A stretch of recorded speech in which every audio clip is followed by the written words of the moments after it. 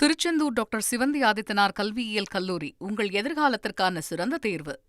இந்திய குடும்பங்கள் புதிய நகைகளை வாங்குவதற்கு பதிலாக தங்கள் பழைய நகைகளை விற்று பணமாக்கி வரும் வினோதமான ட்ரெண்டை அலசுகிறது இந்த செய்தி தொகுப்பு.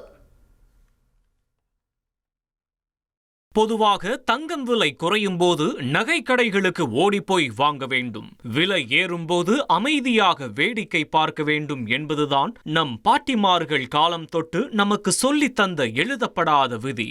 ஆனால் இந்த 2026 ஜூன் மாதத்தில் இந்திய சந்தை ஒரு வினோதமான, இதுவரை கண்டிராத ஒரு தலைகீழான ட்ரெண்டை கண்டு வியந்து போயிருக்கிறது. ஆம், நகை கடைகளில் கூட்டம் அலைமோதுகிறது. ஆனால் நகைகளை வாங்குவதற்கு அல்ல, கைகளில் இருக்கும் பழைய நகைகளை கொடுத்துவிட்டு நேரடி பணமாக மாற்றுவதற்கு. கடந்த ஜனவரி 29 அன்று சர்வதேச சந்தையின் அதிரடி மாற்றங்களால் 10 கிராம் தூய தங்கம், அதாவது 24 கேரட் தங்கம் 1,92,991 என்ற கற்பனைக்கும் எட்டாத வரலாற்று உச்சத்தை தொட்டது.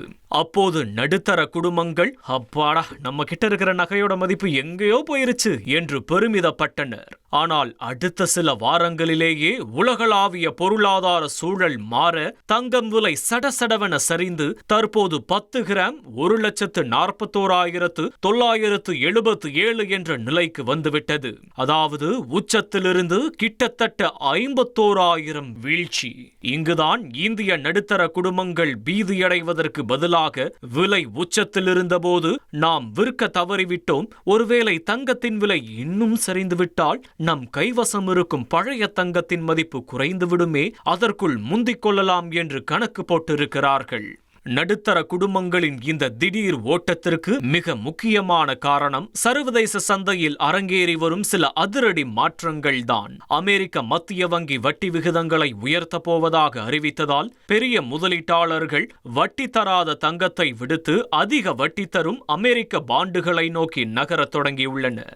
இதற்கு இணையாக உலக சந்தையில் அமெரிக்க டாலரின் மதிப்பும் தொடர்ந்து வலுவடைந்து வருவதால் கமாடிட்டி சந்தையில் தங்கத்தின் விலை சரிவை சந்தித்து உள்ளது.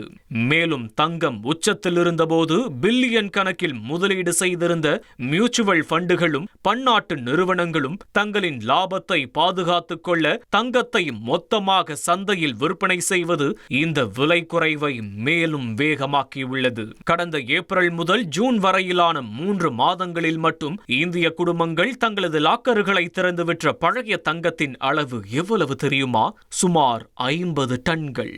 இது கடந்த ஆண்டின் இதே காலகட்டத்தை விட 43% அதிகம் என்று இந்திய புள்ளியன் மற்றும் ஜுவல்லர்ஸ் சங்கம் கூறுகிறது. வழக்கமான நகை கடைகளில் புதிய ஆபரணங்களுக்கான கிராக்கி மந்தமாக இருக்கும் வேளையில் பழைய நகைகளை விலைக்கு வாங்கி அதை உருக்கி தூய தங்கமாக மாற்றும் மையங்களின் வர்த்தகம் 40% வரை எகிரியுள்ளது. பொருளாதார ரீதியாக பார்த்தால் மக்களின் இந்த பதற்றமான முடிவு இந்திய அரசுக்கு ஒரு நன்மையாக மாறியுள்ளது. இந்தியா தனது உள்நாட்டு தேவைக்காக வெளிநாடுகளில் இருந்துதான் டன் கணக்கில் தங்கத்தை இறக்குமதி செய்கிறது. கடந்த நிதியாண்டில் மட்டும் சுமார் 72.4 பில்லியன் டாலர் மதிப்பிற்கு தங்கம் இறக்குமதி செய்யப்பட்டது. இப்போது மக்களே பழைய தங்கத்தை வெளியில் கொண்டு வருவதால் அந்த தங்கம் சுத்திகரிக்கப்பட்டு மீண்டும் சந்தைக்குள் வருகிறது. இதனால் இந்த ஆண்டு மறுசுழற்சி செய்யப்படும் தங்கத்தின் அளவு 200 முதல் 250 டன்கள் வரை உயரும் என எதிர்பார்க்கப்படுகிறது.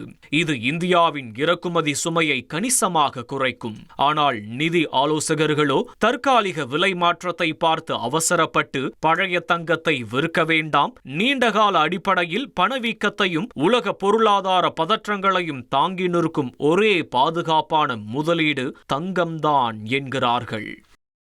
திருச்செந்தூர் டாக்டர் சிவந்தி ஆதித்தனார் கல்வியியல் கல்லூரி உங்கள் எதிர்காலத்திற்கான சிறந்த தேர்வு.